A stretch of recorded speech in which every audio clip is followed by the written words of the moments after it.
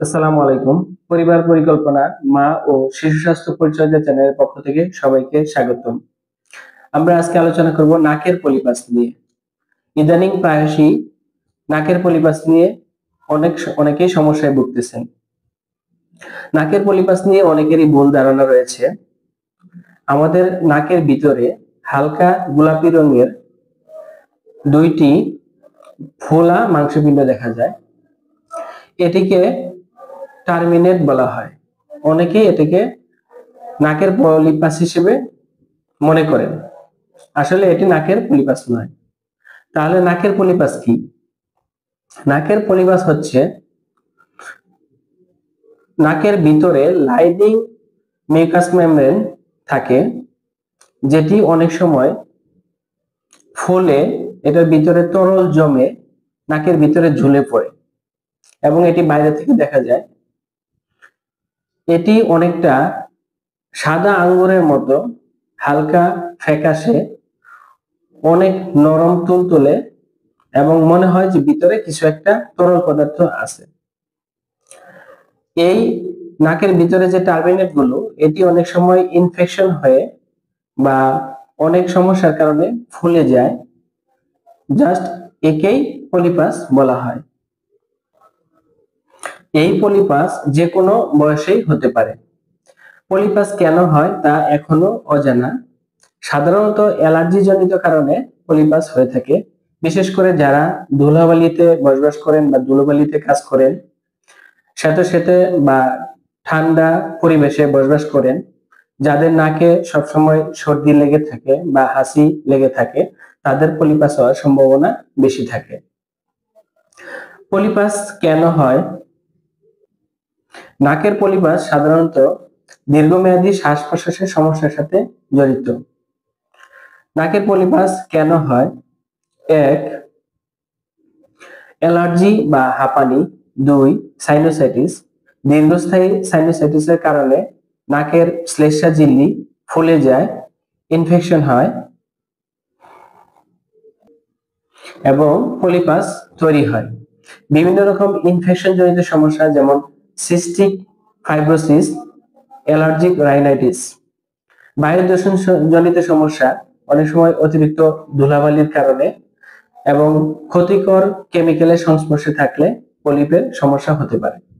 অতিরিক্ত ধূমপানের কারণে এবং কারো কারো ক্ষেত্রে বংশগতভাবে যদি কারো পরিবারের নাকের পলিপ হওয়ার ইতিহাস থাকে, তাহলে নাকের পলিপ হতে পারে। কারো কারো রোগ প্রতিরোধ ক্ষমতা কমে গেলে বা ইমিউন সিস্টেমের সমস্যা থাকলে তারও পলিপের সমস্যা দেখা দিতে পারে। পলিপ সাধারণত দুই ধরনের। এক হচ্ছে এন্ট্রাকোয়ানাল পলিপ, এটি সাধারণত শিশুদের ক্ষেত্রে হয়। 2 হচ্ছে ইথোময়েডাল পলিপ, এটি সাধারণত বড়দের ক্ষেত্রে বেশি হয়।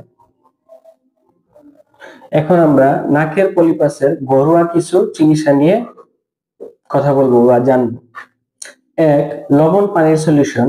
1 কাপ গরম পানিতে 1 বা 2 চা চামচ লবণ মিশিয়ে দিনে 2-3 বার নাকের ভিতরটা যদি ধুয়ে নেওয়া যায়, তাহলে নাকের পলিপাস থেকে সাময়িক আরাম পাওয়া যায়। 2. নিঃশ্বাসের সাথে বাষ্প নেওয়া।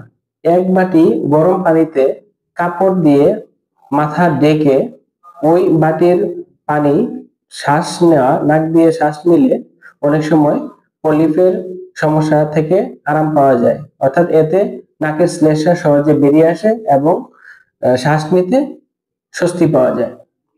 3. আদার চা। 2-3 টুকরো আদা ফুটন্ত পানিতে 10 মিনিট রেখে দিন। তারপর মধু মিশিয়ে দিনে 2 বার চার সাথে মিশিয়ে খান। তাহলেও নাকের পলিপের থেকে আরাম পাওয়া যাবে। 1 গ্লাস গরম পানিতে 1 চিমটি হলুদ মিশিয়ে খেতে পারেন।